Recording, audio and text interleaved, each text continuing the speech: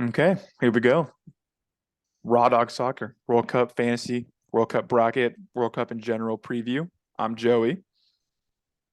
KC, everything World Cup, biggest stage in the world, biggest Mhm. tournament in the world, most hyped tournament in the world.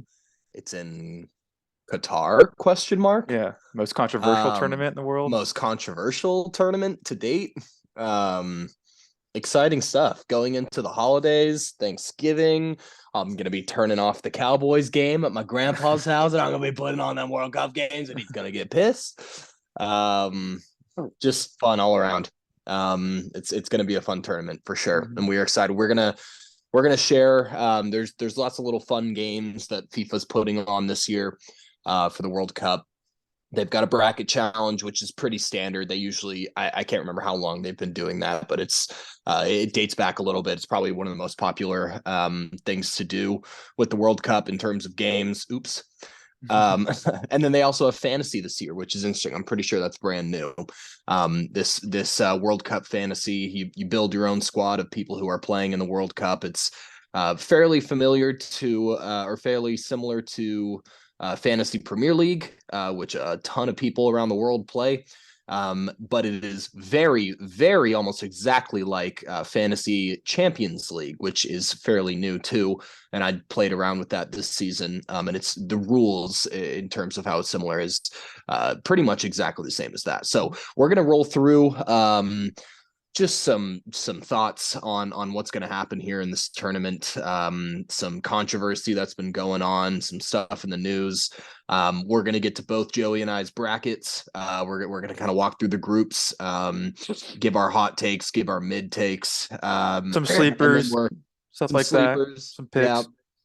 picks. Um, Joey's got some hot ones, that's for sure. It's spicy up in here this morning from his takes, but and then we've also got some. We'll share our fantasy teams as well, looking at some players, some who we think can get some points, and that's about it. Fun times ahead. So we'll try to cover everything in one video here, Yeah. but we got a lot to say. So I let's quickly have get a Premier League hot take review um, for our countless listeners that we have. I did predict that Erling Haaland would blank, and I did not captain him during fantasy. So my takes may be very, very hot. However, one for one. Last take. I'm gonna say Brentford spread in terms of betting was something that I had We mentioned, know, so but it's speaking whatever. of Raw Dog Soccer, here's number one fan right There's behind me. our raw dog over there, All right, let's looking get a bit started with raw. the first game. Just the game is starting on Sunday. Enough time to kind of get your toes wet, figure out what you like, what teams you want to root for, any upsets, player picks. But I'm pretty sure Qatar had this game. Like they weren't the first game. Do you remember that? I wish I had that info in front of me, but I thought they had made the tournament start one day earlier just to make sure Qatar gets like their own game on their own day. I might just making that Yeah, up. I'm not sure. That makes sense to me. I don't know if there was ever a reschedule or anything, but I do know that there was some fake news going on in this game recently on Already. Yep. Twitter. That was pretty funny. For those of you who don't know, there was a fake tweet from a, of course, blue check account. Thanks, Elon. Now we're getting all this weird shit, fake news. But either way, someone alleged that Qataris paid Ecuadorian players to let them win 1-0 in the The second second half half for goal. this Yeah. opening game. um, yeah, it's bullshit. It's been debunked at this point, but I know a ton of people who have logged in their 1-0 correct score Qatar bets for this game Easy after money. that news came Easy out. money. Easy money. Easy money. I actually don't hate that bet regardless, but yeah, it's just kind of funny. But starts this Sunday, 10 a.m. Central. I believe my thing is on Central Time, my profile. So um yeah, it's all going down starting Sunday, and then Yeah. we got a good slate of games that next Monday. I took PTO off work. I will not be talking to my peers and my colleagues. I will be tuned in to soccer. All right, let's So, get to our bracket. all right, bracket challenge. Let's talk about some of the teams in this tournament. So we're going to start off with mine. We're going to do my bracket. We're going to do my fantasy team, and then we're going to take a pause and then log all Joey's in and get his side of the story too. Yeah, So we haven't mastered Zoom yet. So once we do, and I can share my own screen, things will run smoother on our end. But for now, we'll stick to this way. yeah. All right, Group A. Interesting group. Got the host team in there. You've got Ecuador, who's actually been pretty sneaky good. You've got the Netherlands, who I think have a very strong team. They've got a lot of young guys that are bursting out of the scene right now. And then you've got a Mane-less, Sadio Mane-less Senegal, which is disappointing because Senegal was kind of everyone's sweetheart African team for the most part, at least in my circle, which they were for myself too. And I actually had a my top favorite future bet of this entire tournament that I found was and I was really excited about it, was Sadio Mane to be the top team scorer for Senegal in this tournament. And then I learned he was injured. And then the injury news got worse. So I just didn't know he was injured, and the odds were at 4.5x. I slapped $10 on that real quick. But looks like that'll hopefully be voided. We'll see. But Mane-less Senegal is just not as exciting at all. So this is where my bracket here lies. I'm afraid, man. I'm afraid of the host team having a big advantage here. Qatar is, I mean, they're all right. They're gonna play like they are pouring their hearts out, that's for sure. But Netherlands, I think, tops the group pretty easily. And Ecuador is sneaky good, so I have them going through as well. Qatar out in the group stage, so this is other people's tournament this year. Qatar, not yours. Yeah, I like that. Yeah. Group B: England, USA, Iran, and Wales. Really, there's been a lot of controversy about this. A lot of us Americans who follow USA closely, Joey and I are both very pessimistic about this USA squad, mostly surrounding Berhalter and the way that he has managed to play out friendlies and kind of pre-World Cup games, and it's just lackluster, man. It's just England has been the same way, and the way we feel about Berhalter is very aligned to a lot of English fans and how they see Southgate. I agree with that. Yeah, so interesting. I do have USA coming out of the group. I had to. At the end of the day, we've got a solid squad, and really, I don't think Iran makes it out of this. Wales, I have no idea what Wales I think I have do. Wales and Iran flipped. Idea. I think I haven't flipped. I think is really. I view Wales as that classic, like every game is 0-0, 1-0. Yeah, I mean, 1-1, they get 0-0. blown out by a powerhouse, sure, but I think that Wales can, I think they'll get the better of Iran against us. Who knows? I have Casey. I have them. I have USA second and going through, but it's all of 2022 are the USA games away from home or on a neutral side. Yeah, you get any sort of offense going. So yeah, we're pessimistic. We have them going through. Yeah. England, USA going through. Group C: Argentina, Poland, Saudi Arabia, and Mexico. Argentina is very grateful for this group. I mean, not that they would have had that much of a struggle, even if they were in a quote unquote group of death. But this is Argentina needs to really. This is Messi's chance to get a great start to this tournament. We're going to see Poland some bench players in their third game of the group. Yeah, we're going to see. I would imagine so. Rotation. Yeah. Mm-hmm. Their first game is against Saudi Arabia. And if they come out hot and score a couple goals, Messi being one of them, I think Argentina is going to make a deep run. I think that hot start is going to be very important to them. Poland, they've got great attackers. They've got a solid midfield. They've got great wingers.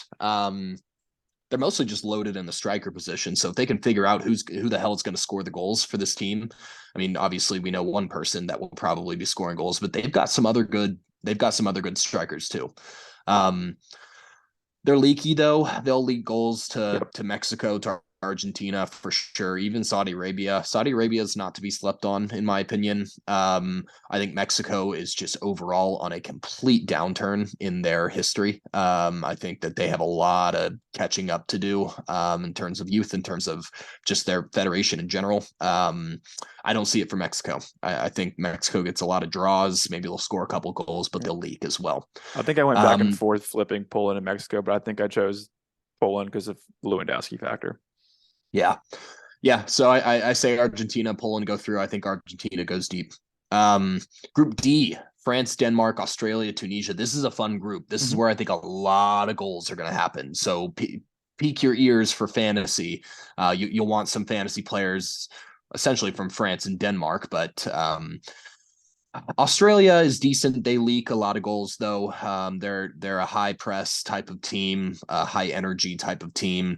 Tunisia, I barely know next to nothing about, so I don't see Tunisia making that much of an impact here. France, lots of controversy in our little circle about what's going to happen with France. I have them going fairly deep, or at least I did for a while in this tournament, but I've since edited that to them coming out, I think, quarters, losing to England. So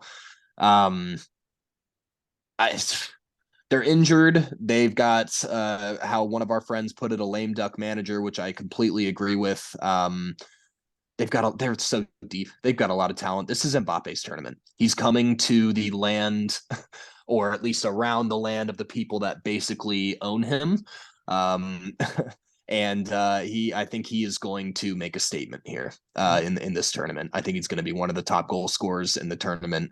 And France they've got a fun team. Their midfield is not as good, though. They've got a lot of injuries. Pogba and Conte are huge for France, or at least historically they have. So I think France actually is going to leak some goals. I think they're going to score loads of goals, but I also think they're going to leak some goals, which that comes from the midfield, surprisingly, not as much from the defense. They've got a solid defense, but their midfield not being as workhorse or powerful as it used to be in the past, I think could be a detriment to them.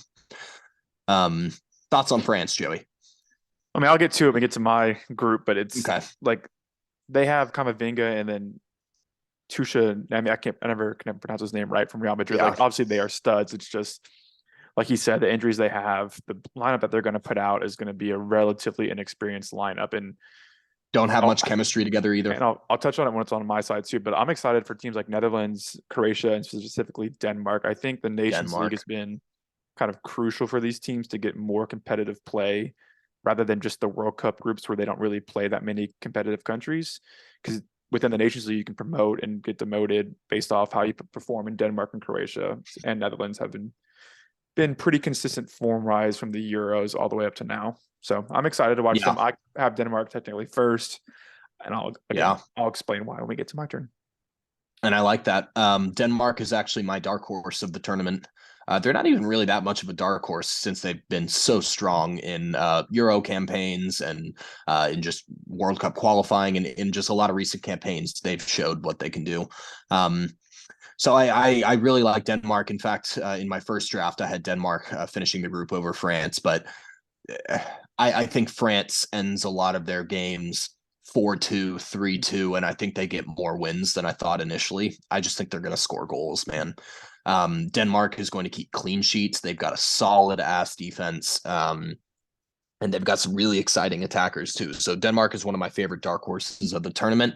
I do believe that I have them going decently far, losing to Brazil, I think, or something like that. So we'll see.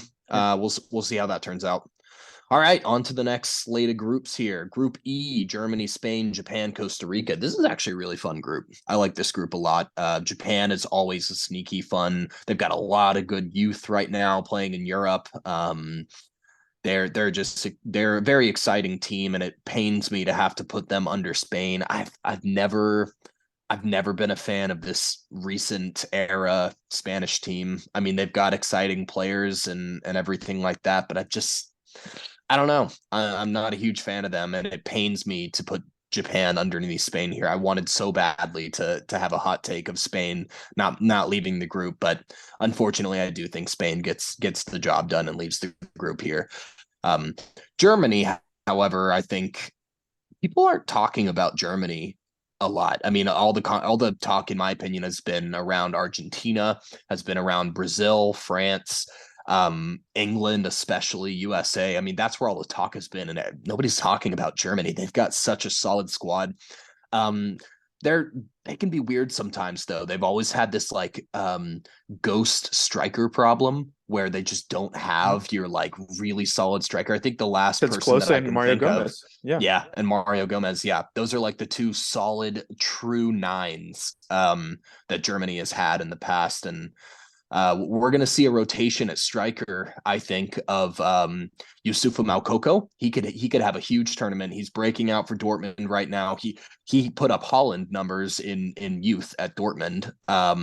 So he could be a starting striker. Kai Havertz could also play that striker spot. So we're gonna see one of those two there, I think. And then obviously they've got Serge Gnabry. They've got Kingsley or not Kingsley Sane. They've got Sane and their wingers. They can rotate Jamal Musiala and Thomas Muller at that cam spot. They've always got Joshua Kimmich, and low key they got a solid defense. Half their deep or pretty much 100% of their defense is playing on either Bayern or Dortmund right now, and or Leipzig, one of the three teams, and they're solid. They're really solid. So I have Germany topping the group here. Like to see how Costa Rica does. They always surprise people in big tournaments like this. So I don't think it this year, but we'll see. All right, moving on. Group F. I love this group. This is a hot take group for me, and I like what I have here. Croatia, I think, is a solid team. I think Modric is going to go off again in this tournament, like he did last tournament. Canada is super fun. I'm super high on Canada.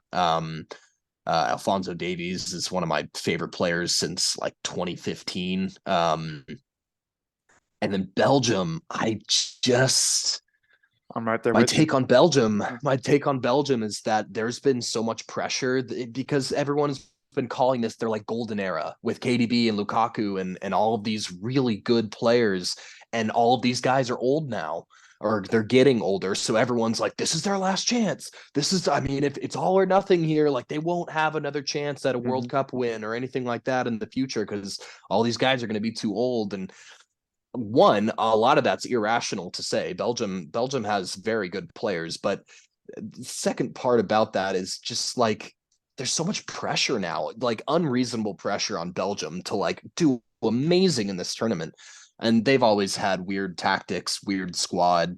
The players that they have, or the player pool that they have, doesn't necessarily meld into like that perfect, we can fit all of our best players on the field at the same time, and it's like an easy process for us. I just don't see it. So hot take, Belgium out of the group. Morocco, all right. I mean, Hakimi is really, really good. I love Hakimi, but I don't see Morocco. I think all three of those other teams are much better than Morocco. Croatia and Canada, I really hope they make it. I want to see Canada honestly make a deep run. I already know Croatia is going to, be really solid here, but hot take here, Belgium out of the tournament in the group stage. We'll see how that turns out for me. Group G, this is the group with all the goals, people. Fantasy ears perk right now. This is the group with all of the goals. Brazil is going to score like 8 goals a game. That's a joke, but you know what I mean. Serbia is one of my also dark horse favorites. I don't think they're going to make it to the final or anything like that, but I think they're going to score a lot of goals. They're going to turn a lot of heads, and they can make it to quarters if they really wanted to. Switzerland, solid team, lots of good players. I think that this group is too competitive for them, and I do not think that they will make it out. Cameroon, sorry, Samuel Eto'o. I've seen your projections on Cameroon and some of the other African teams. Yeah, terrible. He's literally trolling. He has to be trolling. But no, I don't see anything coming up here for Cameroon. So Brazil, Neymar is, I think I want Neymar to have the tournament of his life. He is playing some of the best soccer he's ever played. He is going to be the heart and soul of this Brazilian team. He's going to be on penalties. He's going to be on free kicks. He's going to be saucing players up. I'm so excited to watch this Brazil team. Richarlison is one of my favorite players, modern players of all time. Can't wait to see him sneak in some goals and have a breakout tournament. Yeah, all around fun for Brazil. And I love Serbia as a dark horse. All right, last group, Group H, Uruguay, Portugal, Korea, and Ghana. This one's interesting. There's lots of, I feel like a lot of people just don't know much about many of these teams, but Portugal, weird stuff going on with them. They're really solid, though. I'll give them that. I think they definitely make it out of the group stage. I can see them winning the group as I've well. got them as my winners. Yeah, I would say this is a little bit of a hot take. I think Uruguay is super solid. And I think they have a lot of goal scorers this year that could really make an impact. And then I think Valverde can have honestly a golden boot type tournament if Uruguay goes far. I think he's an incredible player. Portugal, yeah, they're just good. Lots of Ronaldo controversy. We'll see how that pans out. I think Bruno Fernandes can maybe refine some form here. He usually is kind of the heart and soul of this Portugal team. João Felix, a lot of people want him to have a breakout tournament. I don't see it. I think that kid's been through a lot recently. At such a young age with his status at Madrid, and I think he needs to kind of quiet his surroundings down and kind of put his head down a little bit. And I think he could be an incredible top class player. I don't see it in this tournament though. I think he shows that in tournaments ahead, but not this one. Korea, come on, Sonny, you got a face mask now. Hope you're going to be banging in goals as Batman. We'll see. It hurts, but I've got them last, especially you got them last. Yeah, love that's my Sonny, fair. but it's tough. That's fair. I'm kind of shitting on the African teams. All four of the African teams, or five of the African teams, I have last. So sorry, Africa, but I just don't see it for you guys this year. All right. All right. That wraps up my bracket. Son, but it's got to be done. Yeah. All right. Let's move on to fantasy here. We'll go through your knockout stage real quick. Not quick, shit, that's just, right. Your actual knockout. No, yeah, here we go. Quick. Yeah. Oh my God, I totally forgot. All right, Netherlands, USA. I have Netherlands beating the USA. I think they're going to be too powerful for us. I won't even really comment too much more about that. If USA wins that game, which I think this is a very I predict this game to be the case. I don't think USA wins their group. I think they get second in the group, and I do think Netherlands heavily does win their group. So I think this game will definitely happen, and I think we lose to Netherlands this year. Argentina, Denmark. This is where I have Denmark going out, which is really unfortunate because I wanted them to go pretty far here, but I think Argentina goes deep this year. I'm kind of on the bandwagon with a lot of other people. And unfortunately for Denmark, I don't see them making it out, but I hope they do. I genuinely hope they do. Germany, Canada. This is a super fun game. Alfonso Davies. A little revenge Davies game, but like just a reunion. fun game for him. Yeah, just it is a very fun game for him. That'll be a really fun game. I have Germany going a little bit deeper, and check this out. This is going to be interesting. A little if this 7-1. Does happen. Yeah, a little redemption game here for Brazil, huh? I like that. Brazil, Portugal. I have Brazil knocking Portugal out. And you already see my winner, I guess. We've got England, Ecuador. I think England makes a deep run here. This was edited from France. Initially, I had France going all the way through with the France-Brazil final. Don't have that anymore. England is my choice now. France beats Poland. I think this is actually going to be a really fun game too. If it does pan out this way. Croatia, Spain. Oh, I love this one. This is the one where if this game does happen, I would love Croatia to knock out Spain. I think people sleep on Croatia and Serbia and a lot of those Central European teams who are just solid, and they'll all go after the big boys like Spain. But I hope this game happens and Croatia gets it done. And then here, this was actually a recent edit as well. I had Uruguay going a little bit farther, but a little upset Team Serbia over here. We'll see how my Serbs do, but and then moving on, Argentina beating Netherlands here in the quarters. Brazil beating Germany in a revenge game. This will be the most if this does happen, this will be one of the most watched games like, 100%. of all time. England beating France, big fun game, huge game. And then Croatia, Serbia. This is my like low key favorite game of the whole tournament if this does happen. Semis, Argentina, Brazil. I think if this does become one of the semifinals, I think whoever wins this game wins the whole tournament. So if Argentina does manage to beat Brazil, I think they go on and beat whoever, France, England, or whoever's on the other side of this bracket. I agree. And then England beating Croatia. I have Croatia going all the way to the semis. So That's a rematch of last year's semis. winner Brazil or last World Cup Right. semis. Yep, that's correct. So fun tournament. There's my Final score bracket prediction. for the final. Yep. 3-0. 3-1. 3-1 Brazil. Yeah. 1-1 at halftime. 2 goals, one of them from Richarlison Gross. in the second We'll half. take it. Yep.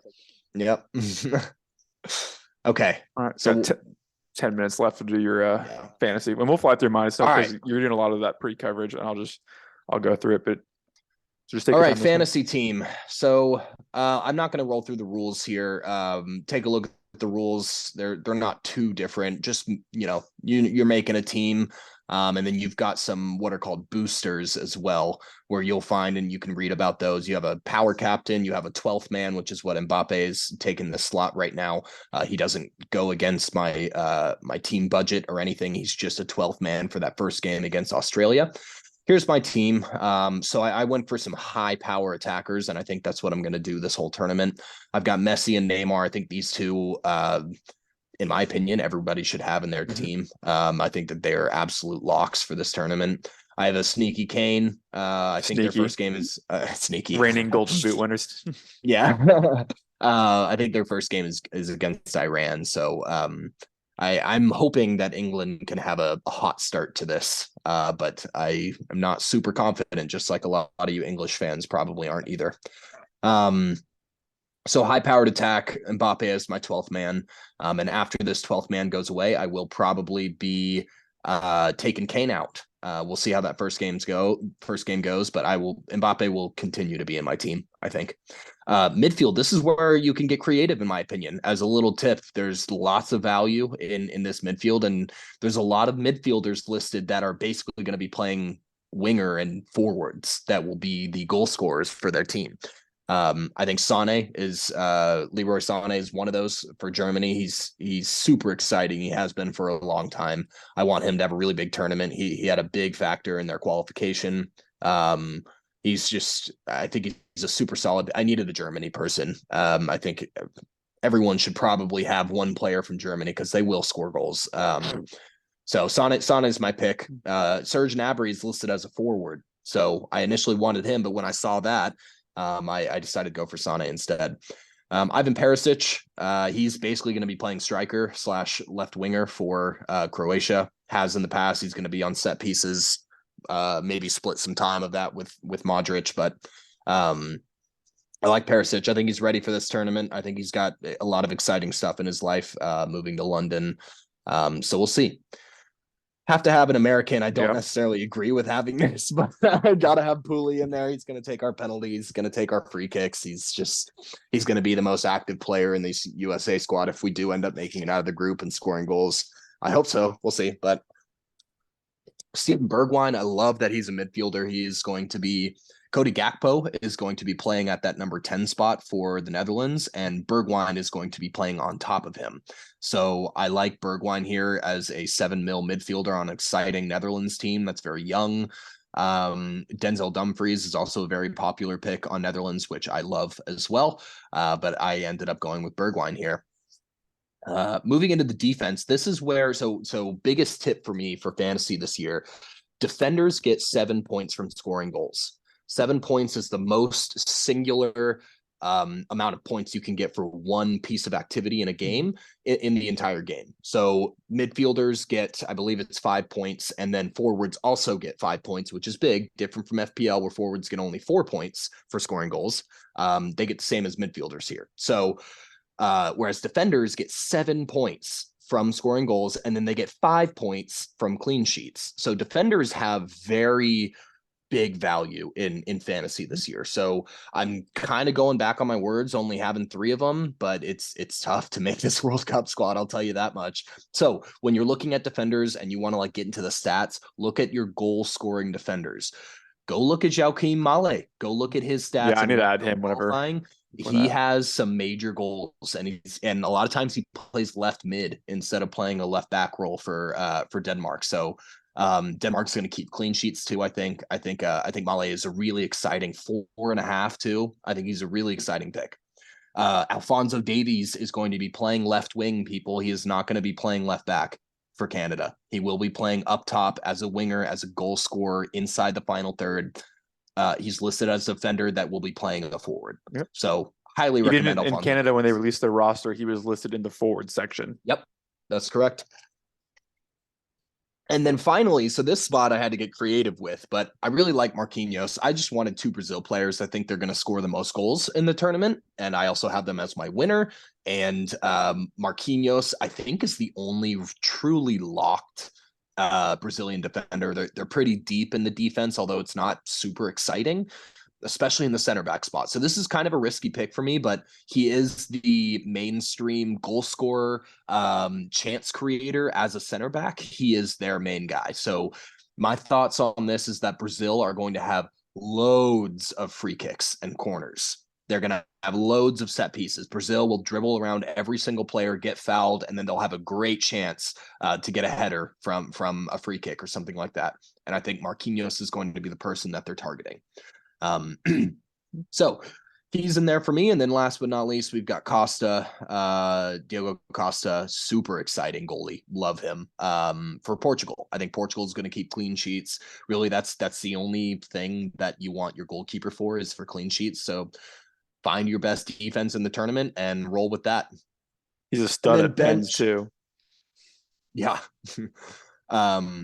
And then this is kind of a mainstream meta goalie pick. Sicilian, is that his name? Yeah, he wasn't even called up. Usual starting. Yeah, he wasn't called up. And Pasveer, he starts for Ajax, right? He's old.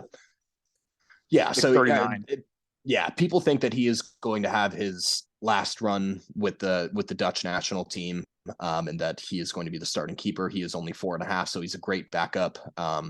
And remember, there's important piece for in the rules for this is that you can start your players in chronological order. So whoever plays the first game, you want to start that player because you can sub them out even after they've played. If they've played their whole game and they completely blanked, you can sub them out after they've already played. For a player, as long as that player hasn't started his game yet. Correct. Yeah. So you'll want to keep that in mind, which means you'll want to actually have some value on your bench. So I've got Trossard here. He's my only Belgian player that I was looking at. He's having an amazing EPL season. So we'll see how he slots into this Belgium team. And if they do make it out, then I will be happy with the Trossard pick, because half the game so far has Kevin De Bruyne. So I do not have Kevin De Bruyne in my team. I'm overall fading Belgium a little bit, not having them out of the group stage. If Kevin De Bruyne does end up going the fuck off, I already lost this game. So just know that half the world has Kevin De Bruyne in their team. So be prepared. Bjorn Sosa. This is a nice little 3.5 pick for me. Good kind of bench player. I don't know if he's going to start. Croatia could potentially play a 3-5-2 in which Perisic starts at left mid. But if they don't, it's going to be a 4-3-3 with Sosa at left back and Perisic at left wing. So Sosa is amazing in Bundesliga. He's amazing for Stuttgart. I think he's going to make a huge move after this tournament. I hope he has a breakout tournament. He's got a wicked cross on him. And then Salman, I don't even know if he starts for Qatar, but I wanted a host nation guy in there, and I only had 3 mil for it. So there you go. There we go. There's my team. Okay. We're going to take a quick pause here so we can get into Joey's stuff and hear his thoughts here. So we will be right back.